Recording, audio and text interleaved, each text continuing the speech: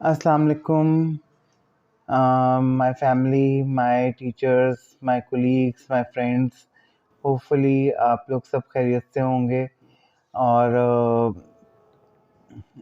जो है weather enjoy कर रहे होंगे क्योंकि आज का वेदर जो है रेनी वेदर है बहुत ज़्यादा।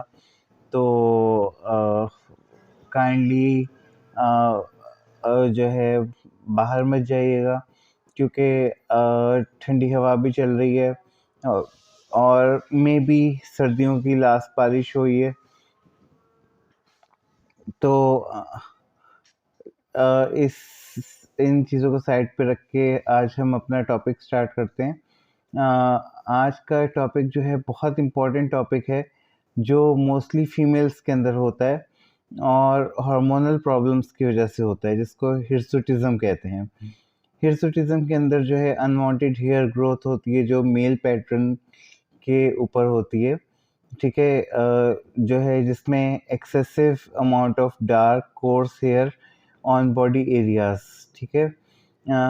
Where men typically grow hair, जहाँ मेल्स के अंदर हेयर ग्रो होते हैं वहाँ फीमेल्स के अंदर भी हेयर ग्रो होना शुरू हो जाते हैं। For example face, chest and back. The amount of body hair you have is largely determined by genetic makeup, ठीक है। जीन्स का इसमें जो है बहुत बड़ा हाथ होता है। There is a wide range of normal hair distribution, thickness and color due to differences in heredity. However, hirsutism is a medical condition that can arise from excess male hormone called androgens, primarily testosterone. अ, जैसा कि आप लोग जानते हैं mail और female दोनों के अंदर जो है एंड्रोजन्स जो है वो रिलीज़ होते हैं, और अगर फीमेल्स के अंदर एंड्रोजन ज़्यादा रिलीज़ होना शुरू हो जाएं तो इस कंडीशन में हिर्सुटिज्म जो है वो कॉमन हो जाता है। It can also be due to the family trait.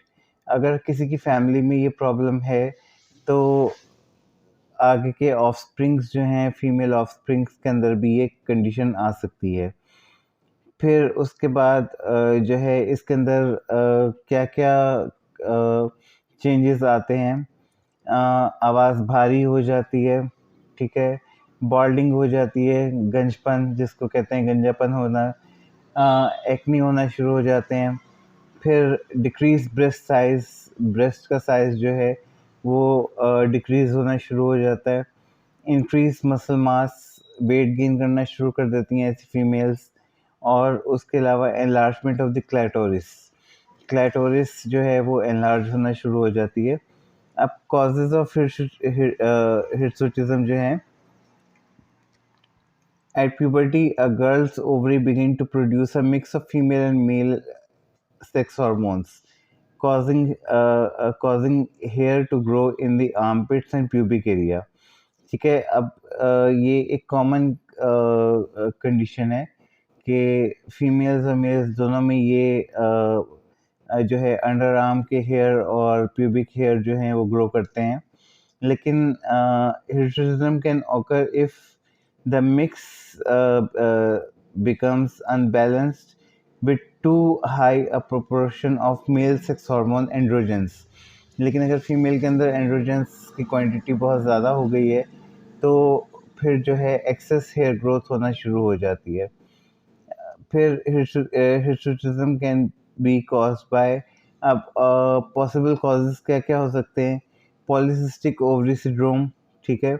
The most common cause of hirsutism is caused by an imbalance of sex hormones that can result in irregular periods, obesity, infertility, and sometimes multiple cysts on your ovaries, ठीक है।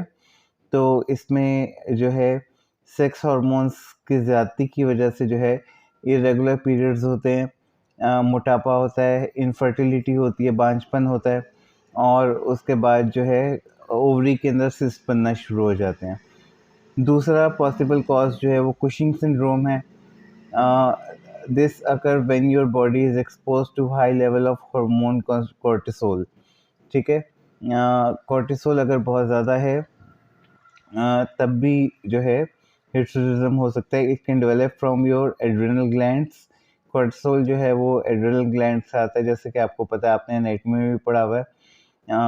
Gland making too much cortisol or from taking medication such as prednisone over a long period। prednisone अगर long period के लिए use कर रहे हैं तब भी जो है हिर्सुटिज्म हो सकता है। फिर थर्ड पॉसिबिलिटी होती है कंजेनिटल एड्रिनल हाइपरप्लेजिया। हाइपरप्लेजिया जो है आपने पैथोलॉजी में पढ़ा होगा। हाइपरप्लेजिया क्या होता है? Increase in number of cells. तो अगर जो है एड्रिनल हाइपरप्लेजिया हो गया है तो उसमें ये होगा, जब सेल्स की क्वांटिटी इंक्रीज होगी तो वो जो है एंड्रोजन ज़्यादा बनाएंगे, स्टेरॉयड हार्मोन्स, जिसकी वजह से इंक्लूडिंग कोर्टिसोल एंड एंड्रोजन, और जिसकी वजह से हिर्सुटिज्म हो सकता है। फिर एक और पॉसिबिलिटी होती है ट्यूमर्स। ठीक है। Rarely an androgen secreting tumour in the ovaries और adrenal gland can cause hirsutism. Rare होता है ये। फिर उसके बाद आ जाती है मेडिकेशन। मेडिकेशन अगर कोई फीमेल कोर्टिकोस्टेरॉइड्स ले रही है या अ, जो है एंटी डिप्रेसेंट प्रोजेक्ट ले रही है तो उसके अंदर भी हिर्सुटिज्म होने के चांसेस ज़्यादा होते हैं। फिर उसके बाद sometimes hirsutism can occur with no identifiable cause, यानी कोई cause नहीं होता इसका। This happens more frequently in certain populations such as in the women of Mediterranean, Middle Eastern and South Asian ancestry। ठीक है। यानी इन एरियाज की फीमेल्स के अंदर जो है ये कंडीशन बहुत कॉमन होती है। अब सिम्टम्स क्या होते हैं हिर्सुटिज्म के? ठीक है। सिम्टम्स, एक तो बॉडी हेयर ग्रोथ होती है, फिर इसकी वजह से जो है फीमेल डिप्रेशन में भी जा सकती है। ठीक है। फिर जो है appearing on the body, hair appearing on the body where women don't commonly have hair, यानी उनको जहाँ हेयर नहीं होते वहाँ पे भी हेयर ग्रो होना शुरू हो जाते हैं। Primary the face, chest and back. What's considered excessive can vary depending on ethnicity and culture। ठीक है। एथनिसिटी के ऊपर जो है एक जो है एथनिसिटी की वजह से भी ये हो सकता है।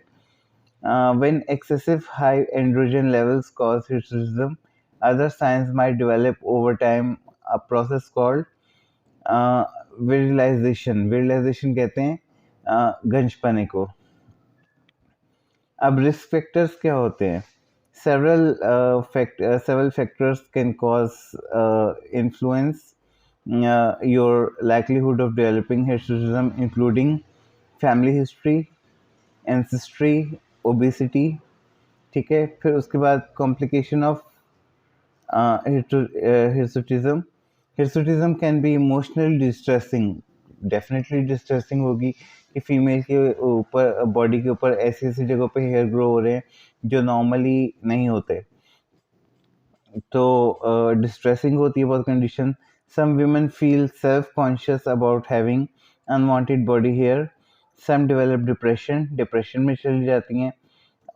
also although hirsutism does not cause physical complications, physical complication नहीं होती, डिप्रेशन में जा सकती हैं। the underlying cause of a hormonal imbalance can, लेकिन अंडरलाइन जो है वो कॉज जो है वो हार्मोनल इम्बैलेंस ही है। ठीक है। फिर उसके बाद if you have hirsutism and irregular periods, अगर आपके पास आपको हिर्सुटिज्म है और इरेगुलर पीरियड्स हैं तो you might have polycystic ovary syndrome. Might have polycystic ovary syndrome, not confirm, might. ठीक है। और उसके बाद विच कैन इनहिबिट फर्टिलिटी, यानी जो है वो बांझपन की तरफ लेके जा सकती है। Women who take certain medications to treat hirsutism should avoid pregnancy because of the risk of the birth defect. जो फीमेल्स हिर्सुटिज्म के लिए मेडिकेशन ले रही हैं वो जो है प्रेगनेंसी को अवॉइड करें क्योंकि उससे बेबी के अंदर बर्थ डिफेक्ट्स हो सकते हैं। ठीक है, प्रिवेंशन ऑफ हिर्सुटिज्म। अब हिर्सुटिज्म के जो है अब होम्योपैथिक जो है रेमेडीज़ बहुत अच्छी हैं हिर्सुटिज्म के लिए। तो हम कुछ होम्योपैथिक रेमेडीज़ जो है यहाँ मेंशन करने जा रहे हैं। फिर सबसे पहले आ जाती है हमारे पास ओलियम जैक। ओलियम जैक जो है is useful for abnormal growth of hair on face of women, particularly on the chin and upper lip. यानी चिन या अपर लिप के ऊपर जो हेयर है तो उसमें ओलियम जैक बहुत अच्छी होती है। The hair on the face could be short, dark and thick. It is used to treat amenorrhea and oligomenorrhea, both of which develop as a result of hormonal imbalance. ठीक है, in female's body there can be soreness of both ovaries along with dysmenorrhea. ठीक है, इसमें ये होता है कि जो है एमिनोरिया भी हो सकता है, ओलिगोमेनोरिया भी हो सकता है और ओवरीज की जो है दोनों ओवरीज के अंदर डिस्मेनोरिया हो सकता है। दूसरी रेमेडी जो हमारे पास आ जाती है वो सीपिया है। Sepia useful for unwanted facial hair which usually occur due to hormonal imbalance. यानी हार्मोनल इम्बैलेंस की वजह से जो हिर्सुटिज्म हो रहा है उसके लिए सीपिया बहुत अच्छी रेमेडी है। Useful where PCOS, polycystic ovary syndrome और disturb menses are the cause for the facial hair to occur. ठीक है, इसमें और disturb menses are the common cause for the facial hair to grow और टू अकर। तो इसमें क्या हो रहा है कि डिस्टर्ब मेंसेस की वजह से जो है फेशियल हेयर होना शुरू हो जाते हैं। Usually the menses are late, scanty with pain in the abdomen. It is also used to treat cases of induration of the ovaries. ठीक है, induration of ovaries जो है यानी ओवरीज के अंदर जो पेन होती है उसको भी ये सीपिया जो है वो रिलीफ दिला सकती है। फिर उसके बाद हमारे पास एक थर्ड रेमेडी आती है यूफोरिनम। यूफोरिनम useful for hirsutism with unwanted facial hair that occur due to the ovarian cyst or tumors. It primarily acts upon the female genitalia and the skin, given to the patient who tends to feel worse during menses. ठीक है, menses के दौरान जो है वो बहुत tense feel करती हैं, उसके अंदर यूफोरिनम बहुत अच्छी रेमेडी है। which are too early, profuse, clotted and of brief duration. बहुत कम ड्यूरेशन के लिए पीरियड्स आते हैं तो उसमें यूफोरिनम बहुत अच्छी है। फिर उसके बाद नेट्रम्योर। नेट्रम्योर जो है useful for unwanted facial hair that grow on the upper lip. Upper lip के ऊपर जो है अनवांटेड हेयर जो है वो ग्रो करते हैं तो उसके लिए नेट्रम्योर बहुत अच्छी रेमेडी है। एक्ने ऑन द फेस में also be present. Menses may be too early, too profuse and the flow is usually observed at night. तो इनमें जो है जो मेंस्ट्रुअल फ्लो है वो यूजुअली नाइट में होता है. The patient can be thin, anemic with an excessive dryness of skin and mouth. यानी वो थिन होता है, स्किनी पेशेंट होती है और उनका जो है स्किन ड्राई होती है, माउथ ड्राई होता है. This medicine is also use to treat female sterility also. यानी स्टेरिलिटी यानी जिसको क्या कहते हैं बांझपन, उसको भी कवर कर लेती है. हमारे पास नेक्स्ट और लास्ट रेमेडी है कैलकेरिया कार्ब. कैलकेरिया कार्ब जो है useful for unwanted facial hair in females who have a tendency to grow fat यानी ये फैट हो जा यानी ओबेसिटी की तरफ चली जाती हैं। Usually the patient who require this remedy have a slow metabolism. इनका मेटाबॉलिज्म बहुत स्लो होता है, इस वजह से ये ओबेसिटी की तरफ जाती हैं, resulting in deposition of fat over the body. ठीक है, तो फैट इनकी बॉडी में जमा होना शुरू हो जाती है। There is hormonal irregularities which lead to menstrual disturbances.